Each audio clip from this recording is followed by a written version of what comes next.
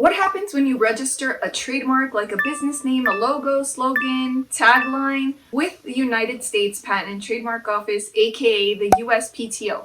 What happens? Do you get a registration certificate? How is it issued to you? Who notifies you? Is there someone to help you? Do they deliver it to you? Does someone call you? So I'm here to answer all of those questions. I am Marcella Dominguez. I've been a trademark attorney for close to 10 years now, and I've been answering all your most pressing trademark and business related questions on my channel. In this video, I am going to cover two very important things that you need to know about what happens when you register a trademark like a business name, logo, slogan, tagline with the United States Patent and Trademark Office. So I'm going to start with the best part first. If you successfully register a trademark with the USPTO, you are going to receive a registration certificate. But how do you get that certificate? Does someone hand deliver it to you?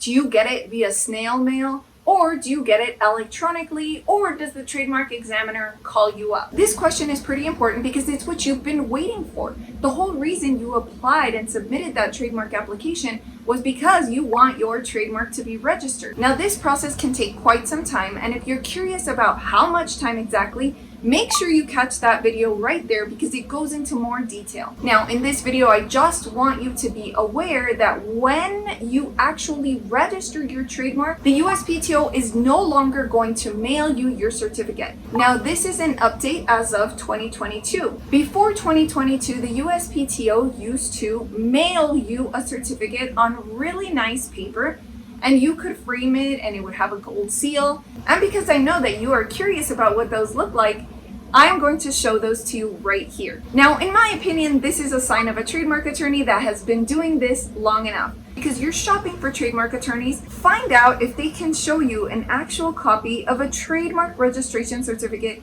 that they received for their clients. But anyway, this is what they look like when they would mail them to us. This is not the case anymore. Now there is a link that says registration certificate. And this link is available through the trademark history as it relates to your trademark application. So now if you want a copy, you can go in there and you can print it. And it's as easy as that. So please do not be expecting a call from the trademark examiner to let you know, hey, your mark has been registered. This is where you can go to print your certificate, or what is your email because I want to go ahead and print it and then send it to you. No, the trademark examiner will not do any of that. They will not call you to notify you either. You will probably receive an email if you are receiving the status updates to let you know that your trademark has been registered, but then it's up to you to go in there and print it, and that's all. So what else should you expect when you want to trademark a name or logo?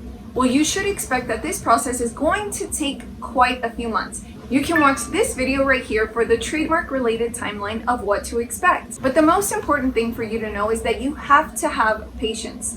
Can you communicate with the trademark examiner about any questions you might have? Yes, absolutely you can. If you've hired an attorney like me, then I'd be more than happy to communicate with the examiner on your behalf, which is exactly the reason why people hire an attorney, because it's not something that they're prepared to deal with or they don't want to deal with. If you want to submit a question for me to answer, make sure you scroll down and you send me an email because it's always free to do so. And I love getting to know you guys on an individual basis and learning about your business journey. You should also be aware that there are rules relating to what you can and what you cannot register. So if you want to know what those rules are, make sure you also catch that video right here where I have gone into more depth about what is registrable and what will definitely decrease your chances of achieving a registration. Now, I know that lots of you watching this video might already have a specific design in mind or a specific business name that you've pondered for a really, really long time, and you're connected to it, you're committed to it, and you really don't want to change it. Now, if that's the case for you, make sure that you consult with me if you're concerned about the likelihood of it achieving a registration, and I'd be more than happy to do so. It's always free to send me an email. Now, there is so much other information that I could share in this video regarding what to expect when you submit an application to be registered with the United States Patent and Trademark Office.